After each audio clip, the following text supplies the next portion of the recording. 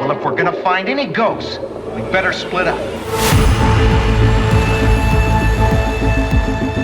You're listening to Never Split Up, a horror movie podcast. There are certain rules that one must abide by in order to successfully survive a horror movie.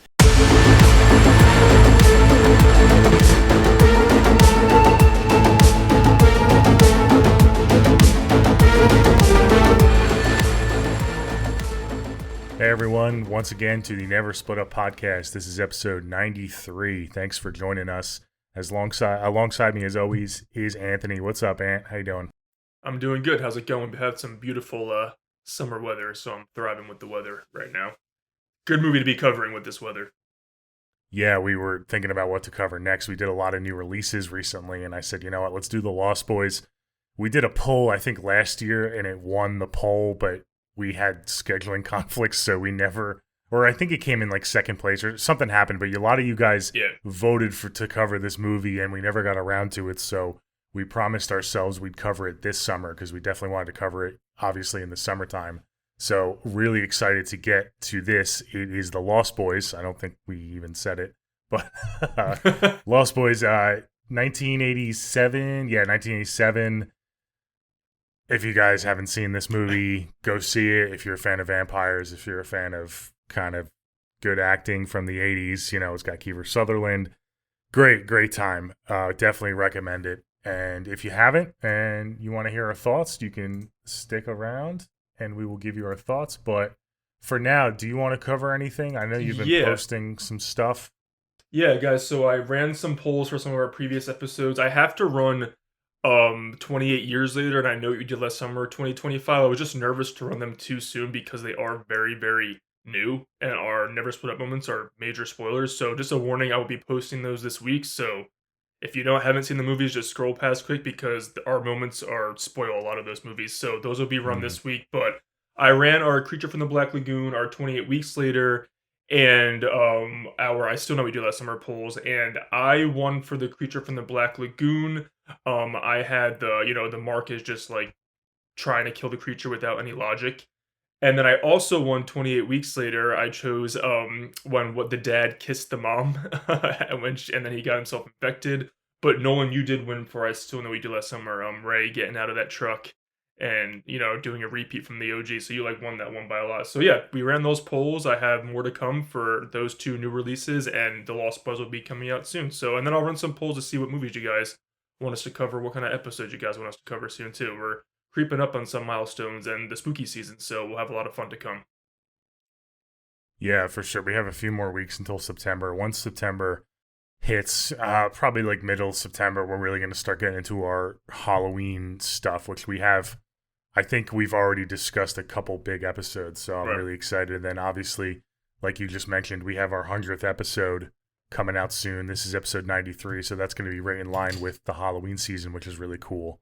So we definitely want to do something special for that. Let us know, guys. What do you guys want from us? Maybe you could run a poll on like what kind of content people want us to cover in the coming months, because we love doing reviews, but we also love doing our lists, our top 10 lists. They always do well too. So maybe we can get some ideas from our listeners on kind of what to cover. So that would be pretty cool. Yeah, for sure. I'm so excited for what's to come. Yep. But for now, like I said, it's The Lost Boys, 1987 vampire flick. Let's cover the synopsis, cast and crew, and then we'll just dive into our initial thoughts. All right, guys. So the IMDb synopsis is: when a recently divorced mother and her two teenage boys move to a coastal town to stay with her father, it doesn't take long for the brothers to realize the area is a haven for something much more sinister than party-going surfers. Oh, I love that plot.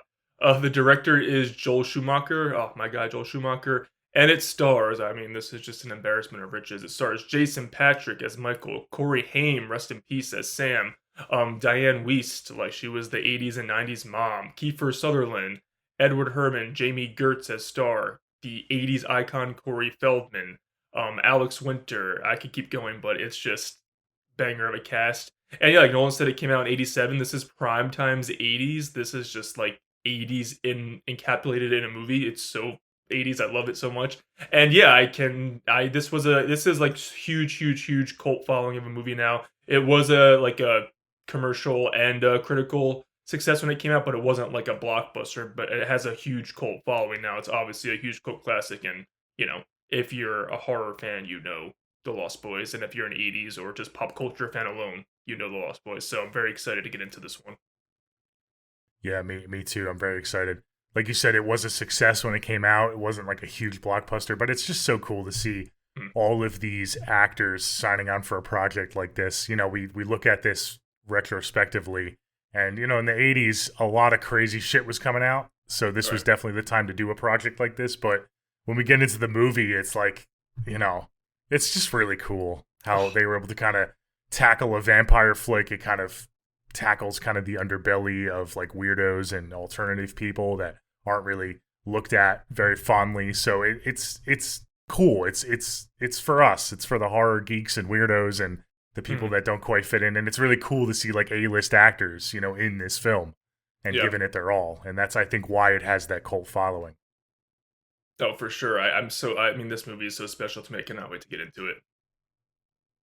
Okay, well then let's get into it then. All right. We'll do our spoiler-free kind of recommendation segment, and then we'll get into heavy spoilers as we cover the movie. So if you guys haven't seen the movie, we recommend pausing it before we get to spoilers and watching it. Maybe watching it a couple times, because this is a movie that I think really grows on you the more you watch it. So why don't you go first? Kick us off, Aaron.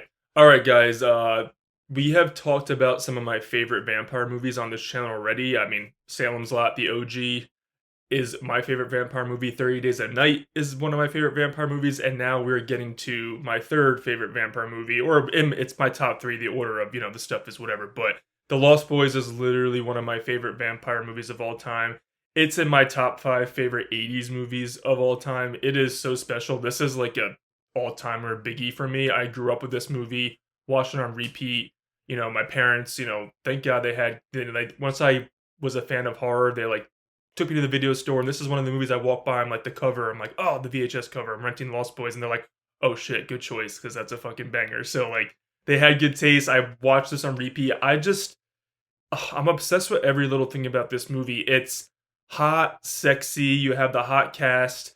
It's fun, and this is my kind of campy horror. We've been talking a lot about camp and horror lately, and how the horror movies released in the last 2 years specifically are trying to be camp. This one plays it straight, but it's just it's so trapped in the 80s, but at the same time, it feels timeless to me, if that makes sense. It's just, that's what makes it feel so special to me. It's like, this was when MTV was cool. This was 80s primetime MTV, and that's all over the movie, but that doesn't take away from the movie. It's almost to the movie's, I don't know, it makes it feel so much more special and unique. And I'm just obsessed with everything about it. This is my campy kind of horror where everyone in the movie is playing it straight, but it's hilarious because everyone's taking it so seriously. And it also has some creepy moments.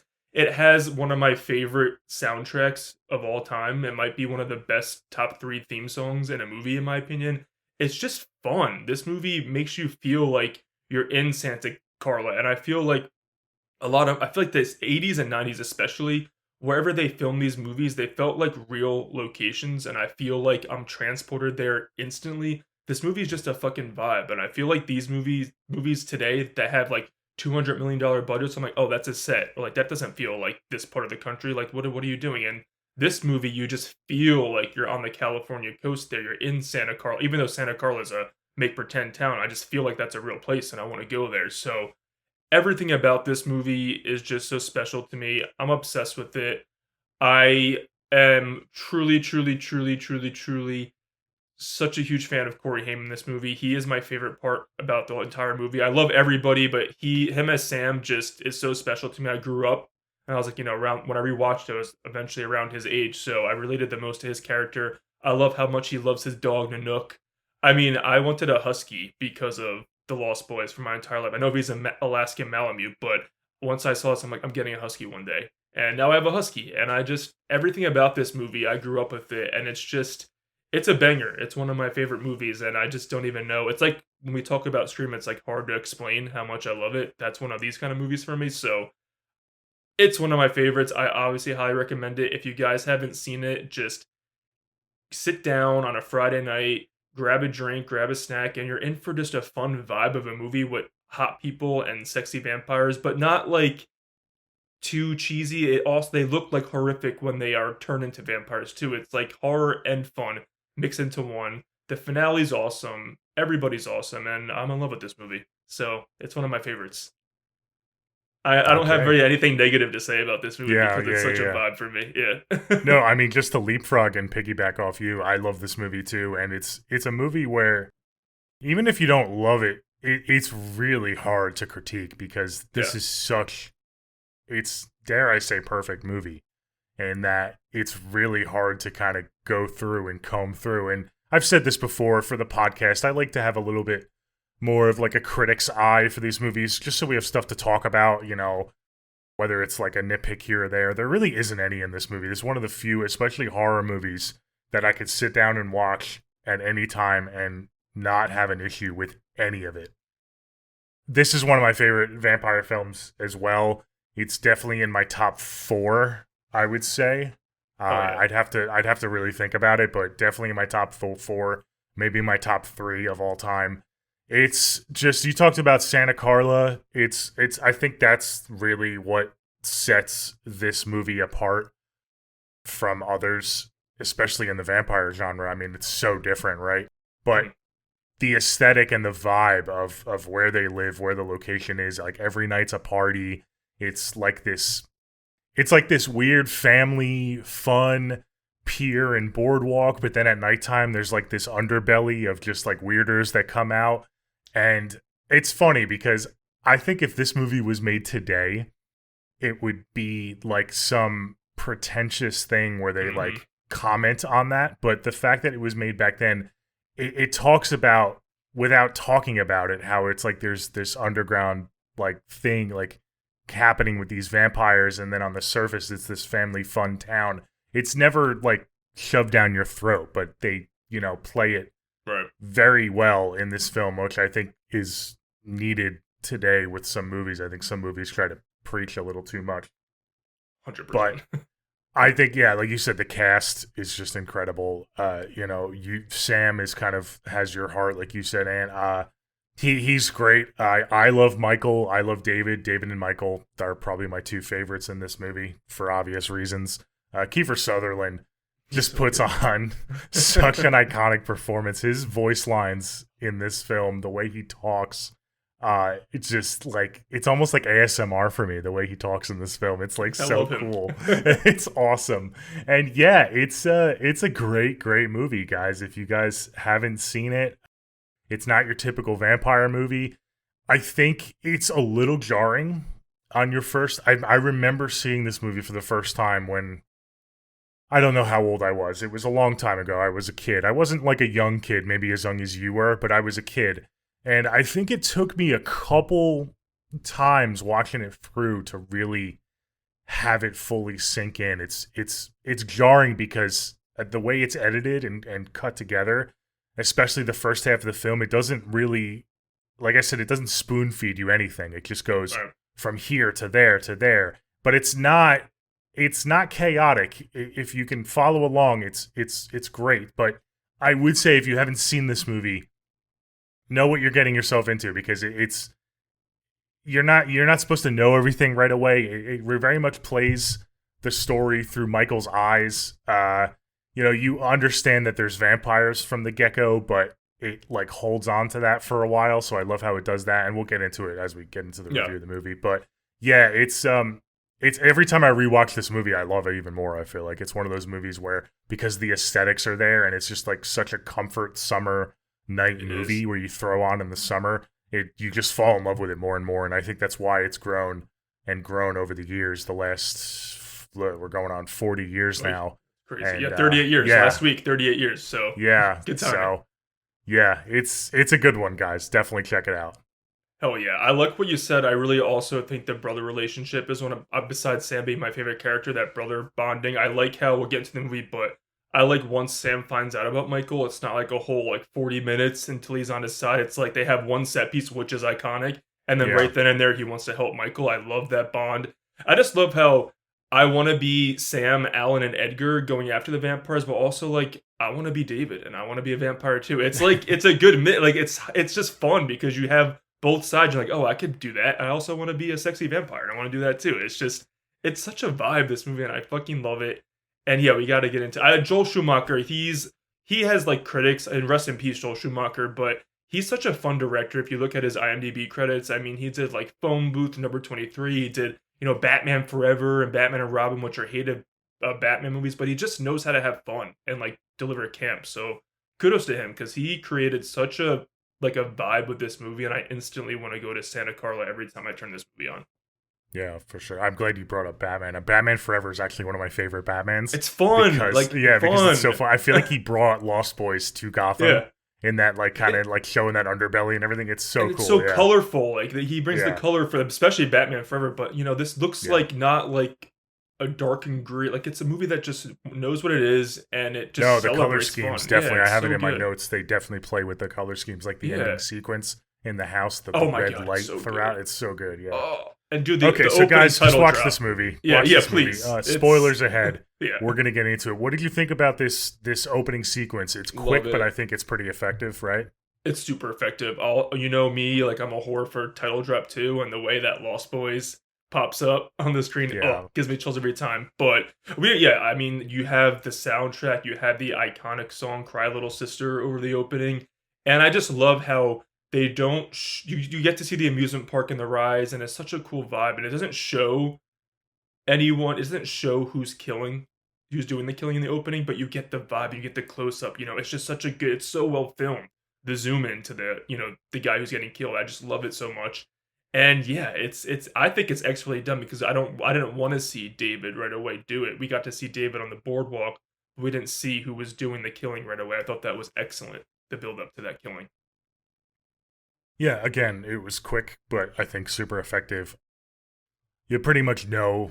I mean, it's them doing it. You don't know specifically who's doing it, but especially if you're coming into a vampire flick, obviously, it's them. But I love how they don't show it. Obviously, you get like the overhead, like the drone shot of the parking lot, which I think was cool. You get a real sense of, I think throughout this film, they do a really neat job, especially for the 80s, of those aerial shots. You really get a sense of speed, of how fast they are when they're like kind of flying through the air, which I think is really cool, and the sound effects that happen with it as well. But yeah, I think this is effective.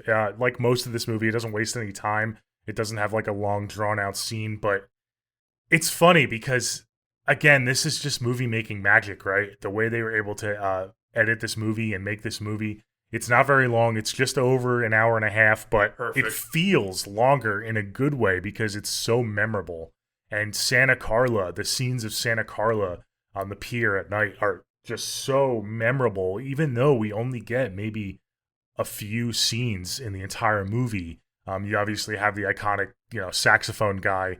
I love him. But I mean, that's like the culmination. But after like the first act of this film, you don't really get those party scenes anymore, but they stick with you, even though they're not like super drawn out. So I think that's just brilliant by the filmmakers of this film to kind of make them stick, those aesthetics and that feel. I feel like this was the perfect movie to play at like a summer party at night. It's just, it would bring the vibes up. I just love it so much. It's such a party vibe of a movie, and I'm obsessed with it. There's so many, I mean, there's endless quotable. This is like one of my most quotable movies too of the 80s, so it's just amazing. But yeah, I agree. The opening is chef's kiss, and pretty much the whole movie is. But what'd you think about getting introduced to our Emerson family? I love the mom. I love Lucy, Diane Weiss, and I love Michael and Sam. And I love Grandpa too. Grandpa's my guy. I fucking love Grandpa. Yeah, they're charming. Diane Weiss, I mean, I know her from Edward Scissorhands growing up. I mean, that's one of my comfort films as well. So these two movies are like what I know. I know she's been in a lot. She's been in other movies as well, and especially in the genre. But those are the two I go to for her. So she, like you said, she's just such a great mom figure. Mm-hmm. I really feel for her kind of in parts of this film when her kids are going through it, and she just wants to be a good mom. What the fuck? She's trying to just work her new job and live in this new area. It's rough. I know. But yeah, the grandpa is awesome. My friend, what is his name? It's his I don't know. grandpa, I just think, call him. right? I don't just know if call he him. has that. I think he has. I think she might say. I don't know if she says dad, but I call him. He's literally grandpa to me. He's like Yeah, I one of think my he's grandpas. just, he's just the crazy, kooky grandpa. The ending of this film with him is Oh, so that fucking line! memorable. That line is so good. But yeah, I mean, Yeah. you said it. The family is just so wholesome. Like you're immediately within minutes of meeting them. Like, okay, these are my people. I'm gonna be rooting for them. I'm on team them. I Yeah. love Sam's relationship with Nanook, that damn dog, and him. That's like me and my dogs. I love it. So yeah, it's a great introduction to our crew. I'm glad you obsessed. brought up his relationship with Michael too, because Yes. that's definitely a highlight of the film. How he's unwavering for his love Right. for his brother. You obviously have Corey Feldman, Edgar is egging him on like we gotta kill Michael, and he's like, dude, it's my brother. I Like, know. he doesn't even question it, and he's always there for his brother. So I think that's a really kind of touching, because a Yeah, lot of it's- times yeah. in these types of movies you'll get like kind of the battle within. Right, but right. I think I the agree. brotherhood bond is really strong in this film. Yeah, they're the backbone of the movie for sure. They hold it together, and like you said, and I said, I like that it's not a whole movie of conflict between them. Like they're pretty much Sam's like, all right, I need to save my brother and do whatever it takes. Pretty much, not immediately, but right after he has his freak out, which is amazing. We'll get to it, but I like that it didn't play out where they're at odds and like all that the whole movie. So it's just such a fun movie with them together. Yeah, so we get to the scene where Michael has his first interaction with Star, and he follows her, and it kind of kicks right off, right? I mean, it's we get introduced to Kiefer Sutherland again, Right. since the opening scene we see him, and now we see him here, and Star is with that whole group of guys on their dirt bikes, and they invite Michael, and Yep. Michael is invited to ride with them and kind of go to their lair. I just want to say, my boy Michael, he gives in to peer pressure so I was gonna easily say, throughout yeah. this movie. Yeah. There are multiple times it's like, Michael, like, you don't have to do this, man. And I think even Star says that in the movie, like, Michael, you don't have Like to do several, this. yeah, like Like several times, but he don't drink does that, not- Michael. Not even that. I mean, that's the culmination, Yeah, right? When he but drinks I the agree, wine. yeah. But before this, it's like there's so many points where I'm just like, if I'm Michael, like, dude, you gotta like have some common sense here. Because Like, what are you David's doing? just so charismatic that Kiefer I Sutherland. guess. He's so he has such a and pull. I know if you want to look at it, yeah, I guess in universe you can say that they have, because they're vampires. they're, Right, like, you can't persuasive. control. Yeah. Yeah, so I don't know, but But I also think Michael's just like, no, I'm the head bro. Like I'm gonna prove it. I'm gonna keep Yes. going. You know what I mean? Which yeah, I love. mean, he's Yeah. the new kid on the block. Yeah. He's the new guy in town, so he's definitely trying to prove to himself, like, Oh, I can yeah. hang with these guys. These are the coolest guys in town, and I can hang with them. So I love the motorcycle ride when they go, and I just love the fog, and I love the bridge scene too. I like how it kicks off. Now that you say it, like I feel like we get to him drinking the blood like very quick, which I also appreciate. It's they hang out that one It night is. and they go. Yeah, how do you feel about that? it is. I love it. It's Me in too. my notes. I love how he drinks the blood pretty much right away Right. in this film, and we then get a slow transition. Yes. Obviously, one of the major plot points is that you don't just become a vampire right away. It's this slow, they call it like half vampire, I think they quote it as. But I love that, because that there is horror in that in it of itself. Like, imagine slowly kind of transitioning into Right. something so foreign and so scary. I mean, that is really, really fucked up. No, I agree, and I just love how David's like taunting him and like, you could do it, you could do this, you could do that, come with us. And then I think that I like the battle that Michael's having in train. Like he obviously is trying to impress Star, but he also knows that like this guy is just egging me on. Like, what am I doing here? But he ends up there, which is what happens. And when you're in cliques and you're that age, you just go with it. And I love how David just fucks with him instantly. He's like manipulating his like perception and his food. He like turns it into the maggots and stuff just to fuck with them. But like you said, Michael, like at that, be like, all right, fuck these guys, I'm leaving. But Michael just keeps going. He's like, no, like I'm gonna prove my manhood and stay. Like I'm gonna prove myself to be cool and to be part of this crew. So I think it's smart. Like it's some say it would be typical for like that kind of like high school kind of vibe, but I think it's smart in this movie, especially with how like that cliquey group is versus Michael, who's the new kid in town. And I don't know, it's typical, but I think it works especially for this quick movie. It's just noodles, Michael. Yeah, I love it. It's I so love his good. lines, man. It's so great. Oh my It's god, awesome. it's so Yeah, so many iconic what do you think lines. about this whole crew? I mean, obviously they're the coolest guys ever, right? I mean, it's like Yeah, it's part of you is like if I'm Michael, I'm joining this crew. No exactly. questions That's asked, where because that's why I kind of they understand. have so Michael. much fun, but Right. yeah, it's you're right. He has this internal struggle because I think he is so close to his family and his brother, Right. and he is a good brother. He's a good son, so he doesn't want to just abandon them and kind of join this crew because they live on the outskirts of town in this abandoned Right. hotel, Right, and they're no good. they don't obviously. really fit into society. So I think if he didn't have that tether to his family, Right. that he would have just said, fuck it, I have nothing else, so I might as well join these guys. So I think it's a pretty cool struggle for him. No, 100%. It's your loner. I don't know anyone here, and I'm gonna fit in. But I also know that these people aren't good, and if they mess with me, it can be not so good things for my family, which obviously is what happens. But it's just I like the secludedness of that abandoned hotel. I like that it doesn't happen like on the board, like how he's taken away. I just love the vibe and like the creepiness of how they just feel like they're outsiders, but they also are the cool kids at the same time. So it's so Yeah. cool. Yeah. hmm Yeah, it is. I love that layer that they have. It's so Oh. cool. I wanted to go to it so badly as Me a too. kid. I was like, that's so cool. Yeah. Awesome. So then, I mean, I guess we pretty much get to. Drink the blood. Do we get to the bridge scene? No. Right after he drinks the blood, right? Yeah. I mean, yeah, right after. it's pretty much, again, it's bang, bang, bang. It's, you know what? I wanted to say this too. I thought that maybe this episode wasn't going to be super long because this movie is so simple in the best way possible. 100%. I mean, it's got a straightforward plot. You said it in the synopsis. That's basically the film. Yeah, Right there I in the love it, synopsis. yeah. A lot of times these synopses don't really capture everything in the film because how could it in a couple sentences? But with this film, it's so beautiful because it's such a simple premise, but it's executed so perfectly. Right. And it goes by at lightning speed. You never feel like anything's dragging. So yeah, we already get to the scene where he's drinking the blood and then they go back out on the dirt bikes and they get to the railway bridge. I love The that railway, scene so yeah. much. David really messes with him in this scene because obviously he doesn't know that he can fly after this. I just love how they each let go and you just see the clouds and the fog underneath and you just hear David saying, "Come with us, come with us." I'm like, oh, this is so fucking cool. And then poor Michael, he's trying to hang on for dear life and the train's coming. And he just has no choice. He thinks he's gonna die once he lets go, but he hears them saying, "Oh," he's like so mind fuck, and he does. And he let hears go, them and it's laughing, just- yeah, and he's like, yes, what the fuck? Yeah. it's so. I think it's again, it's this is what movies I feel like today don't understand. You don't have to show everything. It's just the vibe, and it makes it feel more big, even though they show so little because they're putting their resources where they need to be. And I feel like today it's like CGI this, special effect this, do this, make it feel show the audience every little thing.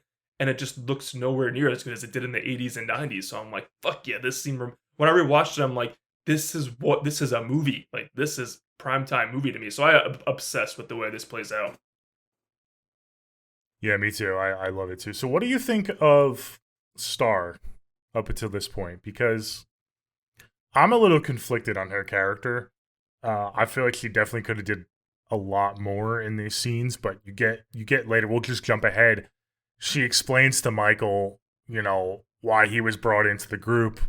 He was supposed to be her first kill, Right. I guess, or Yes. whatever. So she's conflicted as well. She's obviously not our POV, one of our POVs, so we don't really get that up close and personal. It's kind of like in retrospect, we can look back on these scenes and understand why she wasn't like vouching for Michael more to save him. But Right. at the same time, it's like, she's telling Michael, you don't have to do this, but I feel like she could have did a little bit more if she really wanted to save him and she cared about him. She didn't really speak up that much. Yeah, I feel So like what do you think? I feel like she's in like a weird position, like super struggling with what they want her to be. And obviously he's supposed to be her first kill, but she also sees the good in Michael before he's turned and she like wishes she was like that. So I understand her struggle. And also she has to look out for that kid now who was, the kid who was with her, who was turned. And she has that responsibility. I think she's like almost Michael is for her a way out, but also she can't disrespect David too much, so she has to do it in her own way, which is why she doesn't obviously flat out tell Michael, like, this is bad, this is wrong. So she's looking out for herself more than Michael, but she also has his back the way she can. So remember the first time I'm like, come on, girl, what are you doing? But the more I watch it, I'm just kind of like, I kind of get you. Like, you're in a very, very, like, really shitty position. Maybe the person who's in the most shitty position of the entire movie, because she is, like, on the fence and she's right in the middle of it all. Yeah. So I like agree. her, Yeah, for sure. Because like you said, when you're first watching these movies, and every time I do a rewatch after a little while, it's like, come on, girl, just say something. And then by the time I finish the film, I'm just like, you know what? She kind of had to do that, especially in front of David. So yeah, it's tough. But yeah, the bridge scene, like you said, less is more. The fact that they don't show what happens after he falls, it kind of just makes that bridge kind of just like, I don't know, like larger than life in a sense. Does. Like it's like this big like dream sequence, and it still feels bottomless. Like there's no bottom to it, like through the fog, because we never see it. So it's just, I feel like that's kind of what makes it so iconic, because we get that scene and then he wakes up in his bed. Yes. And he's like, how that transition too, falling into bed. Oh, it's so good. It's so good.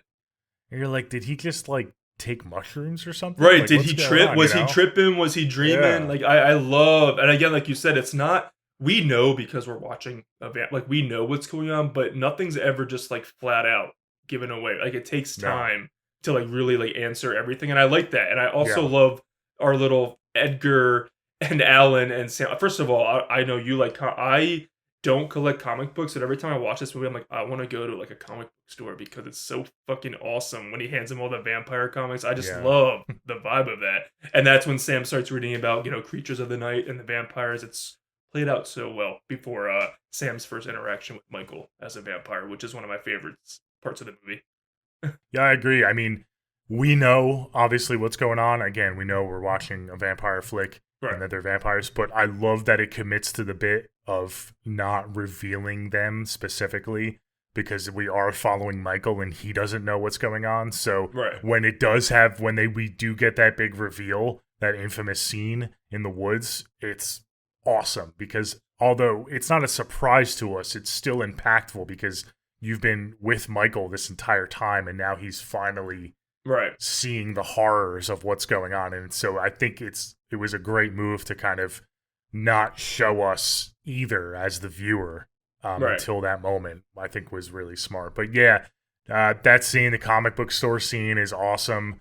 It's great. Those three together kind of working off of each other as kid actors is definitely magic. They are so great together. You have like the Goonies vibes with them, like just always ready for like an adventure, like to go hunt vampires. They are gung-ho.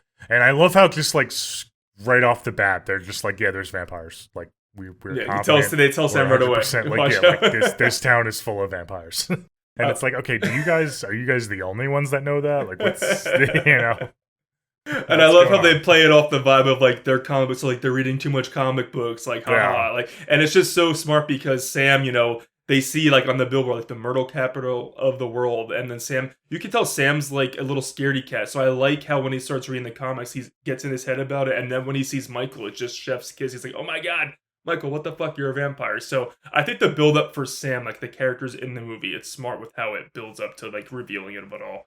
But let's talk about the scene when Sam, sees Michael, the flying nun, which I fucking love. It's hilarious, but it's so good. I love them.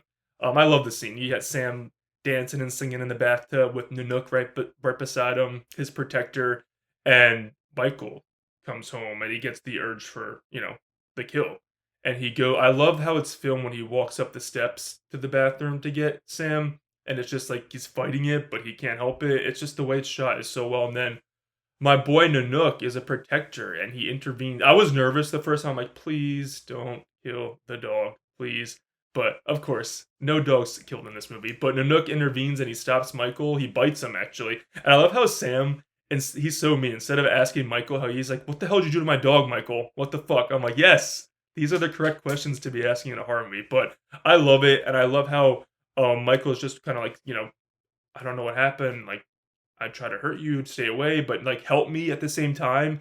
And Sam's just like, fuck this. And he locks him out of the room. It plays out so well when he calls his mom, who's on a date, and they're all screaming in the phone like, "Don't worry, mom. No, come home, mom." It's so smart. And then Sam immediately right away after Michael pleads with him for help, he lets him in the window and he like sits down, they hug. He's like, "All right, we got to fix this." But I think it's a beautiful scene because it shows how scared Sam is, but it also shows how much he loves his brother.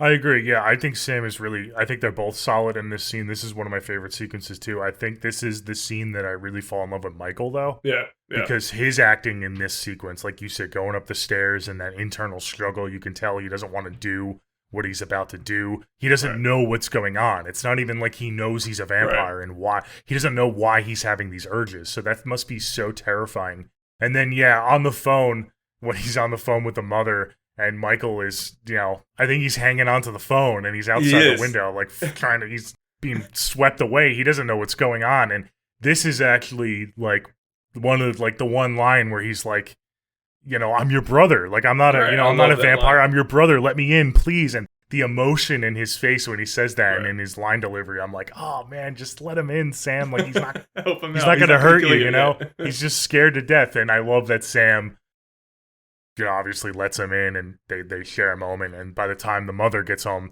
again, poor Lucy, she has to cancel the date to rush home because she thinks someone's about to get murdered. I mean, it sounds like they're in deep trouble. Well, on the phone, imagine hearing that. It sounds like they're like literally getting murdered. Yeah, he's like, "Oh no, mom, I just read too many comics and I got freaked out." She's like, "Are you kidding me? Are you fucking kidding me?" I just so pissed. I love her reaction too. She's such a good mom, but she also is like, "Are you fucking?" You can tell in her head, she's like, "Are you fucking kidding me, guys? Like, what are you doing?" Yeah. She's so good too. But yeah, I love how Sam goes from like, "Damn, you're a goddamn blood-sucking vampire," to, "Oh, okay, he's my brother still. Come in, let's figure this out." It's immediate, and but I like that it's immediate because it shows how much they love each other. That they're a unit, they're a team. Yeah, I mean, it's that initial fear, right? Anyone would have that. And Corey Haim does it so good. Oh. It does, yeah. That you have that initial wave of fear and kind of fight or flight mode activates, and then he realizes, like, wait a minute, no, like this is my brother. I've known my whole life. I need to help him. This is the right thing to do. So. Yeah, great sequence. Love that sequence. It's kind of right smack in the middle of the movie, and I think it kind of kicks things off for the rest of the film. Yeah. And it's great. Well, I love how, because after this, Michael and Sam's just like, all right, you're gonna be, from his comic books and from talking to Sam and Edgar, he's like, I know people. Oh, Edgar and Al, he's like, I know. I love how it's Edgar now, like Edgar Allan Poe, it's hilarious. But he's like, I know people and they know everything. So I love how they immediately like think they know all the rules, and they're like, he's not fully transformed until he, feeds on human blood. And this is what really kicks off the plot. It's like, this could be reversible if we kill the head vampire. And obviously in my head, and I'm sure in most everybody's head, you think the head vampire is David, which obviously I went to immediately. Yeah, of course. Of course. So I love the twist at the end. I mean, we'll get to it, but it's just that guy's such a good evil actor too. But I like how the movie, it's giving you like Vampire 101, but also subverting your expectations at the same time. But you don't even know it is. It's just doing it so naturally. So that's why I love it so much. But yeah, so we have a plan with our crew, and it's off to the races pretty much. And that kind of is like a commentary on the vampire genre as a whole. That everyone has their unique take on vampirism and the rules of being a vampire. So when they're going over the rules and they initially think that Max is the head vampire because they're like, oh, he works at a video store. He's only out at night. They have the dinner party scene where I love it. They go through the rules with the garlic, and Max has to ask to be let in as the viewer. You're like, oh man, maybe it is Max, but none of the stuff that they try. I mean, he sees himself in the mirror, so it's like, okay, they rule him out, but not every vampire is like that. And that's kind of like a commentary on the genre as a whole, I feel. So I thought that was brilliant. Let's get to one of the best sex scenes in horror history. In film history. Come on. 80s sex scenes, they don't do it like they used to in the 80s. I mean, oh my God. Thou shall not die playing while they're having sex. I mean, song. Again, Michael, man, you go to Star. You just had like one of the most traumatizing nights of your life, finding out that you may be like some vampire. You don't even know. Yeah. It's like, wait, first let me hook up with this chick. I mean, it's hell like, yeah, get it in, Michael. Come on. And I love how Star's like, oh, I can help you, and they just have sex. It's just like, I'm just gonna sleep with you. That's 80s cheese perfection, and it's not even like over the top sexy. And it's like with the music, it's so like operatic. oh my and god, it's so it's you know what I opera, mean? Yeah, they don't It's do so- it like that anymore. I Yeah. wish they still did, but it's Like- 80s sex scenes are special, man. That was a they whole, take like- him seriously.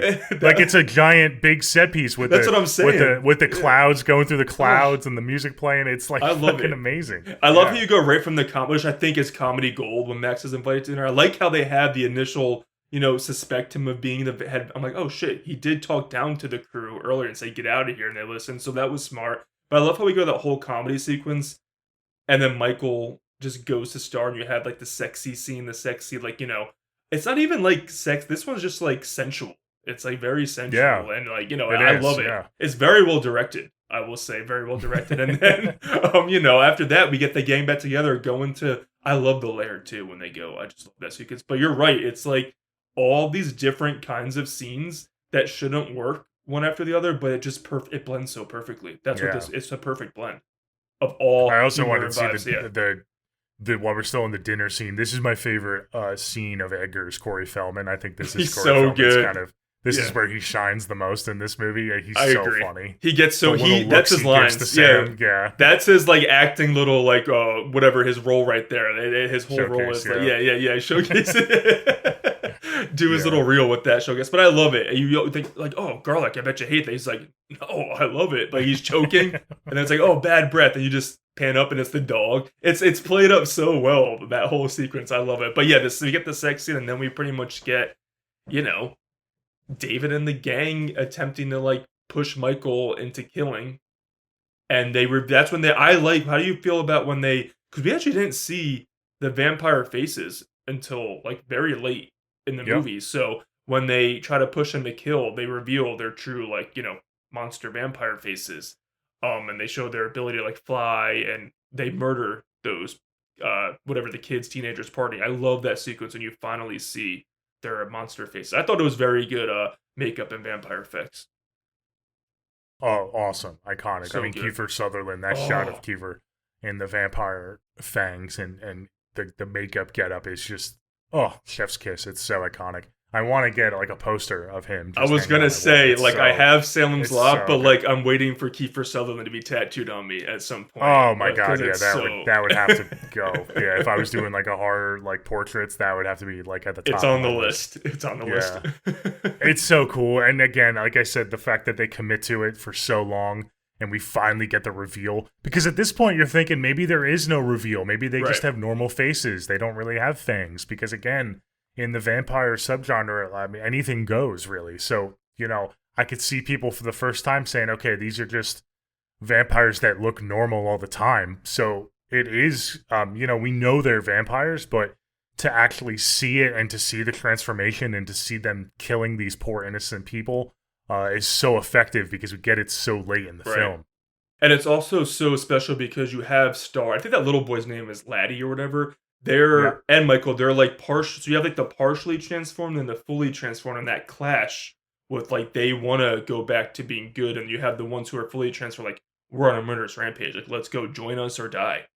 So I love that struggle and that fight, and I just love that when Michael leads Sam and the Frog Brothers to the lair. I fucking love this sequence so much. This is like 80s horror perfection when they go in the lair. I'm like, what are you doing stabbing the one guy? You're gonna wake them all up, but it's so it plays out so good. What did you think about the lair? But It's no, so sweet. yeah, I mean, I just want to say real quick about the one Fang scene. It's it's memorable. I mean, you have "Walk This Way" playing in the background. Walk this way. I mean, it's so good. It reminds me of Trick or Treat, the sequence in Trick or Treat. Yes. I don't know if he got like if what's his name got inspiration from this film, but it has the same kind of vibes where it's just this massacre happening and it's like this cool rock music playing over top. So I love that whole sequence. Yeah, it's so good. And yeah, we get the another iconic set piece and scene, the hanging upside down where they're kind of So in, good. like, you see the them bat sleeping. position. Yeah, they are. They're Yeah. bats. That's so. I'm but like, they're not holy bats. shit. It's so cool. I know. It's I'm so like, holy cool. shit. The It's- first time I saw this, it's almost like it shouldn't be as cool as it is. and Does that's that make when sense? you know that Joel Like Schumacher on paper, it is sounds stupid, the way but as he a sets it teenager up. watching Right, it, right. you're like, this is so cool. Yeah, I mean, Because it's like so you cool. said, it's so simple, but it's not at the same time. It is simple, but the way he shoots it, and it's just such a vibe, and the atmosphere is there. It's so good. I love how you brought up the Walk This Way, because this movie is so fucking rock and roll. I mean, you have the Doors, People Are Strange, you have the Cry Little Sister, you have the music. It's just, it's such a fucking vibe. But yeah, the layer scene when they all go in, I was like, please don't kill one of the Frog Brothers in this sequence. I'm happy it's like also lighthearted, not too much of a dark movie. And that's someone who loves dark. This movie is not going for that. I just love. I forget which one they kill, what the vampire's name is, but his reaction to getting staked is so fucking good. You have everything like shooting, all the gook and slime and shit shooting on them. It's so damn good. They all scream and run out. And I love how David's like, you're dead meat. I think actually the Dead Meat channel like plays that on their intro, like the You're Dead Meat. Yeah. It's so good. I'm absolutely obsessed with the way it plays out. So now everyone's in on it. Like, we got to go back to the house, set our shit up, because David's coming for us, and we got to set the traps in the house. And I love me a good set piece where like the protagonist set the house like on traps in the house, very much like Nancy does in Nightmare on Elm Street. So I'm obsessed. And you have the upbeat music at the end where they're getting ready for the final confrontation. It's so fucking good. It's so good. I love it. I think it's really smart the way that they split up and how Michael isn't with them. Because if Michael's with them, they'd be able to just go for David right away. But they don't know who the head vampire is. Right. They don't know what he looks like. So they're just kind of eeny, meeny, miny, mo, hoping that they pick the right one. Right. And, I mean, well, up until that point, Edgar thinks that they're going to kill all of them. And they're just going to boom. But obviously things don't go to plan. And once they kill the one, the rest of them wake up. But no, I just love that sequence. I think it's one of the... I think it might be two, yeah. I think it's one of the more suspenseful scenes when it's... Because it's just the three kids, and they're just kids. Right. So you're like, they are so overmatched right now. What are they doing? Like, they're being kind of silly right here. So you get, like, the ladder scene where he climbs the ladder, and they're just hanging there. And I love the shot where it's... I don't know if it's Marco or not, or Paul, or one of them, but not Paul. Yeah, Paul's the blonde-haired dude, and Marco. I think it was Paul who does the smirk.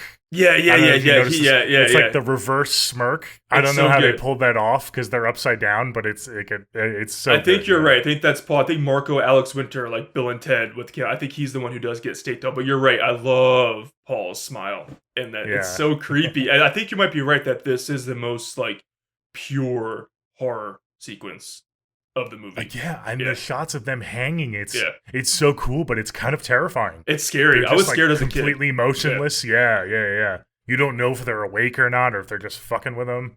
Yeah, so when they do get that kill, you're like, okay, all right, like we're off to the races. Got one. Yeah, we're off to the races. And the blood, I love how the blood looks because they're vampires. It doesn't look like normal blood. It's like this dark, kind of gooey.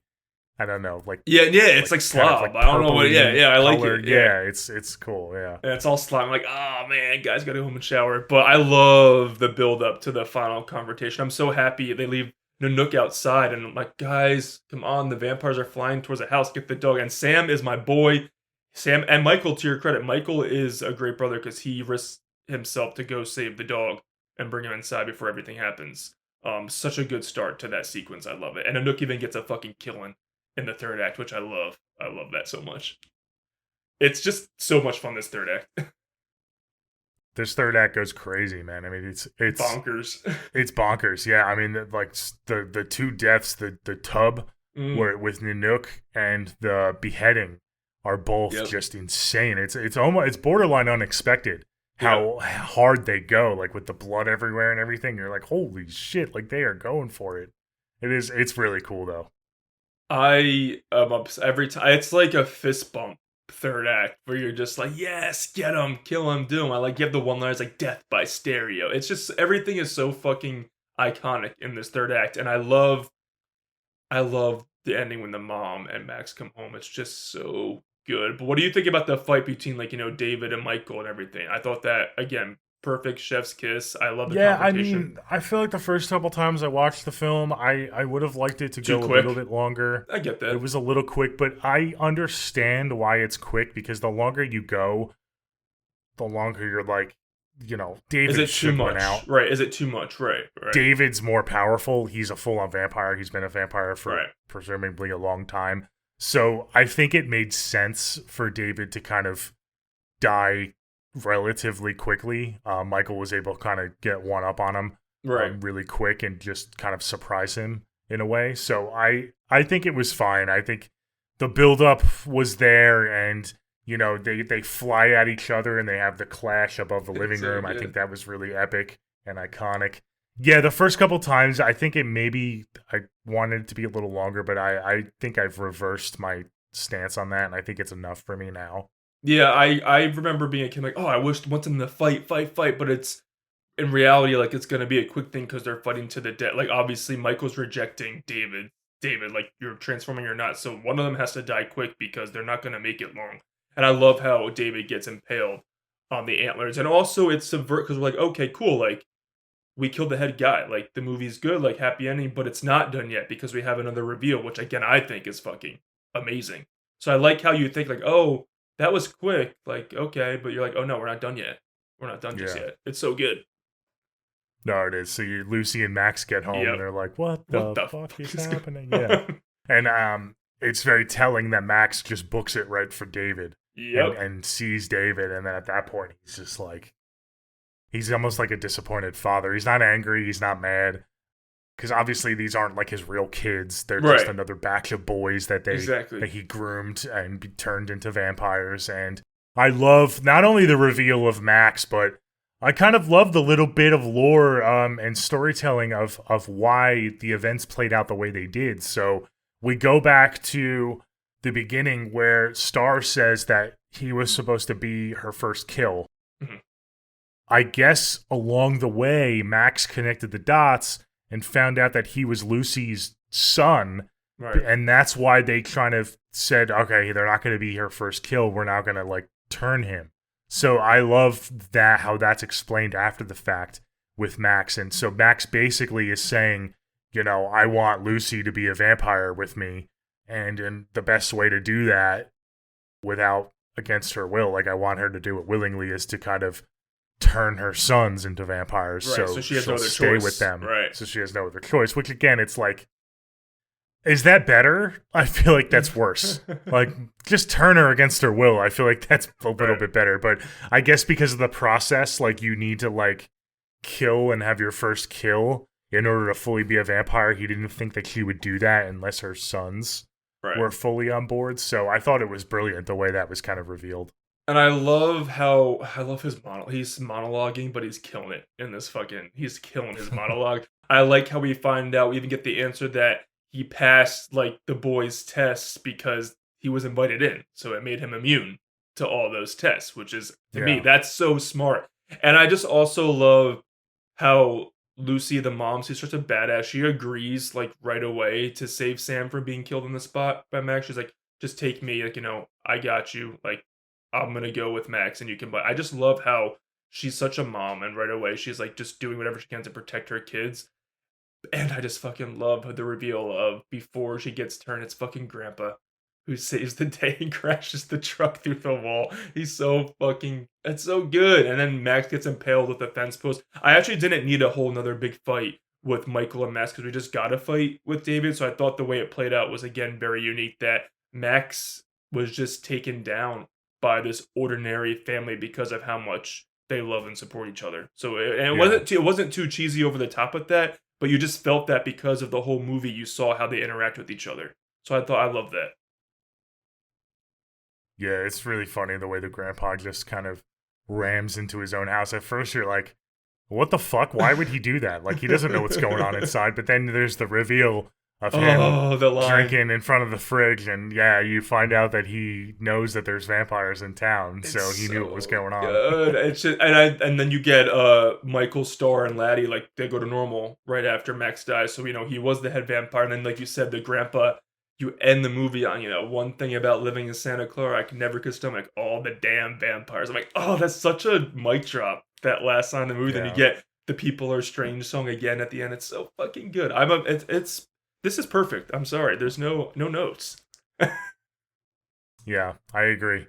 And this is a movie that if it was made today, it would get like endless sequels and stuff, and you'd have, Sam the Vampire Hunter and stuff. But no, we don't need a sequel.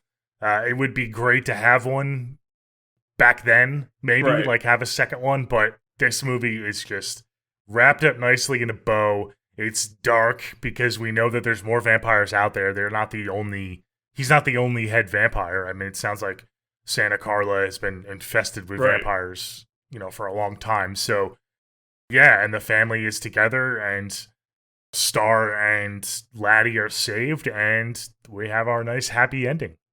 Yeah, and I'm happy that the sequels that have been, like the directed video sequels that eventually came out, they were so far after this. So I'm like, you can watch them Yeah. if you want, guys, but they're really not good quality. And I'm just happy they're not really. You don't have to have them be attached to this. Although Corey Feldman and Corey Haim like pop up in the 2008 sequel, but you don't have to. This is its own thing. The Lost Boys 1980s. It was For 80s, sure. like Yeah. ultra amazing.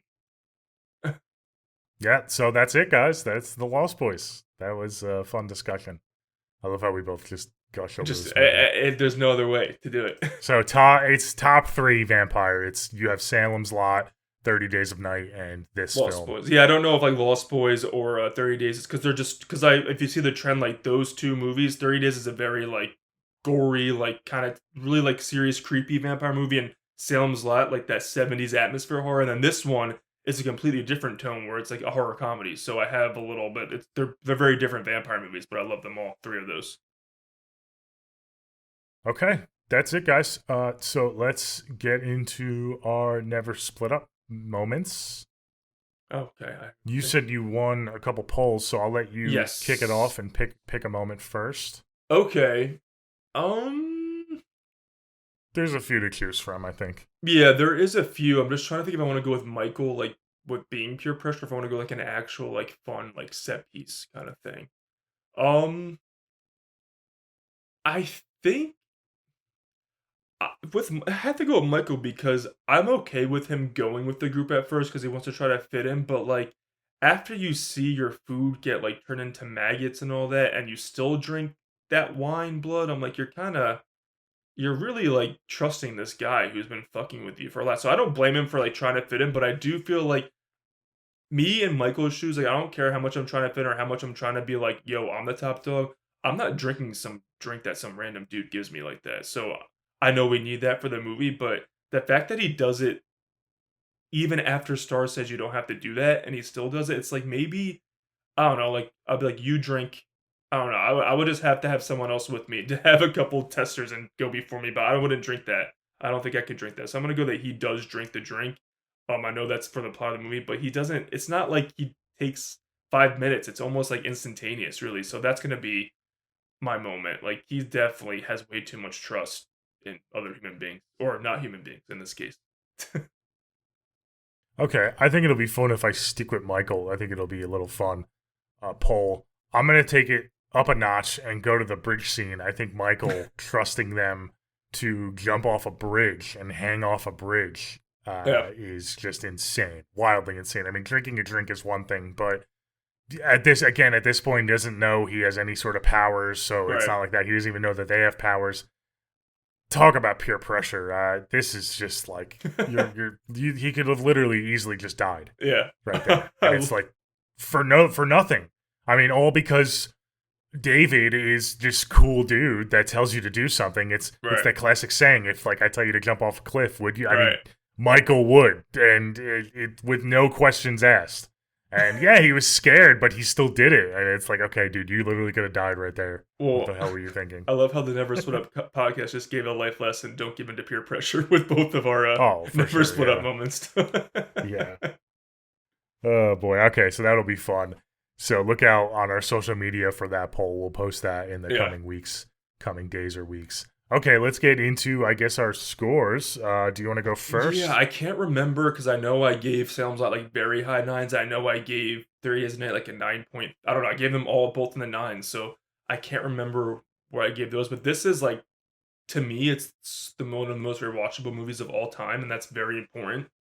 Quality in a movie to have for me. So where those movies are so like horror front and center, and I like just love getting creeped out by them at night. This movie, I could watch it tonight, tomorrow, the next day, and I'll never get tired of it. It's a must for me every summer. I have to at least watch it once. It's like a tradition. Whereas those movies I can go like every couple years, even though they're my favorites, but like I need to be in the mood to doom and gloom, like dark, creepy mood. This one I could watch on repeat. So I really don't have any critiques. I would have loved it to be a little longer, but that's just because I wanted to be in Santa Carla longer and want to be with these characters longer, not because I think it needed to be longer. It's just because selfishly I wanted to spend more time with these group of characters. So it's all timer for me. I'm gonna say like a 9.9. I mean, I don't know. It's pretty perfect to me. Like it's my baby. Yeah. It's one of my babies. Okay. So I don't know what else to give it. Yeah. I mean, pretty much we're pretty much in lockstep. I mean, every time you kind of talk about your overall thoughts and stuff, I'm right there with you. Everything you say. You want to be in Santa Carla longer. I would love to get like an extended director's cut that's like 3 hours long, and I would just eat all of it up. Right. But no, it doesn't need to be longer. The film is perfect as it is. I can't critique it. It is, of my favorite vampire films, this might be the most rewatchable. I could watch this 3 times in a week in the summer and not get sick of it. I mean, it's, again, the vibes are immaculate. That the acting, the score, the shots, the cinematography of the bridge scene and some of these set pieces, it's just fun, and it rides that balance of being a horror movie. I know it's not a straight up comedy. It has, levity in it, and it has comedic moments, but it kind of has it all. It's got that family dynamic, it's got the drama, it's got love, it's got sex, it's got sexiness, it's got everything. So I adore this film. It's not my favorite movie of all time, so I'm not going to give it a 10 out of 10, but I'm going to give it, I guess, a 9.7. I don't know, 9.7. I mean, it's basically perfect. So it is. Hell yeah, I love that we both are pro Lost Boys, like to the max. Yeah, this movie's a vibe. Like you said, it's just a fucking vibe. It's rock and roll, 80s horror, comedy, vampire. It's one of those movies where, although I don't agree, anytime someone comments that The Lost Boys is their favorite movie of all time, I don't have anything to say about it. It's like, that makes sense. Of course, yeah. I mean, why isn't it my favorite movie of all time? I don't know. But it's, it's so perfect, It might be one of the most rewatchable movies of all time, though. It is, yeah. I agree. Definitely agree on that. Hell yeah. Okay, that wraps up The Lost Boys, guys. I hope you guys enjoyed this discussion. I know we were both looking forward to this movie for a couple summers now, so we had a really fun time. Yeah, look out for that poll on our social media channels. Please follow us at Never Split a Pod on Twitter and Instagram. We're also still building that YouTube channel, so please subscribe to our YouTube. And I know you like to post the YouTube shorts and everything, so there's some extra content there for our episodes. You can kind of watch clips and stuff. If you're not sure about some episodes, go to our YouTube Shorts channel and kind of look at different clips and see if you want to check out some more episodes. And until next time, for the Never Split Up podcast, this is Nolan and Anthony. We'll see you guys later, guys. Bye.